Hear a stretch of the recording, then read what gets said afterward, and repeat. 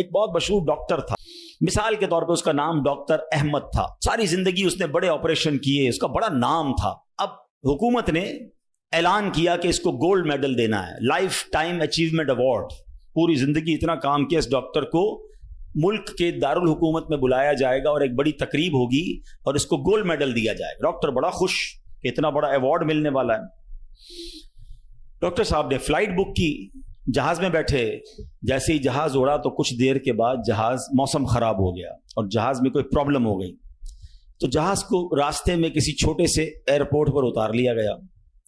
Doctor صاحب جہاز سے نکل کر عملے کے پاس جاتے ہیں کہ بھائی کب جہاز اڑے گا، میری تو وہاں بہت اہم تقریب ہے اور سارا پروگرام میرے لیے سجایا گیا ہے، میں چیف گیسٹ ہوں، مجھے گولڈ میڈل ملے گا، بتائیں دوبارہ جہاز کب اڑے گا.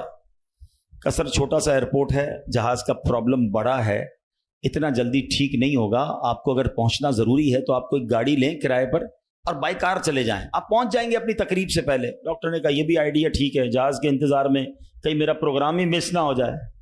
ڈاکٹر صاحب نے گاڑی بک کی، رینٹ کار لی. جیسے ہی راستے میں گئے تو زبردست بارش، آندھی طوفان. اس اندھیرے میں، اس آندھی طوفان میں ڈاکٹر صاحب راستہ بھول گئے اور کسی مین ہائی وے سے نکل کر گاؤں کے روڈ پہ چڑھ گئے. بہت دیر تک راستے میں، اب بھوک بھی لگ رہی، کھانا بھی نہیں کھایا، اندھیرا گپ، بارش ہو رہی ہے. اچانک ایک چھوٹا سا گاؤں میں گھر نظر آیا جس میں ایک بلب جل رہا تھا. ڈاکٹر صاحب نے کہا اب تو حالت ایسی ہو گئی، دروازہ کھٹکھٹایا. ایک بوڑھی عورت نے دروازہ کھولا. کب ماں جی کچھ کھانے پینے کو ملے گا، بہت بارش ہو رہی. کہا بیٹا اندر آ جاؤ.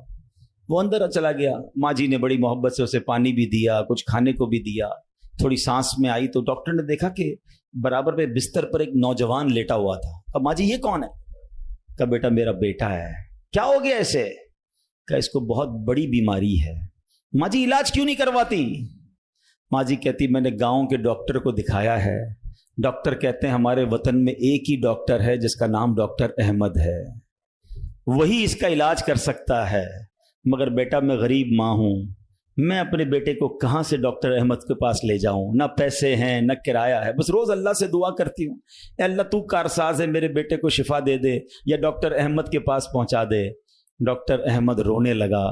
کہتا ہے ماں جی میں ہی ڈاکٹر احمد ہوں اور اللہ نے مجھے تیرے گھر پہ بھیج دیا ہے. جہاز کا خراب ہونا، چھوٹے ایئرپورٹ پر اترنا، رینٹ کار لینا، راستہ بھول جانا، کسی اور گھر پہ نہ رکنا، اسی جھونپڑی کے کنارے پر رکنا اور اس گھر میں جانا اور اس مریض کا علاج کرنا. اب بھی نہیں مانو گے؟ ان اللہ علی کل شیء قدیر.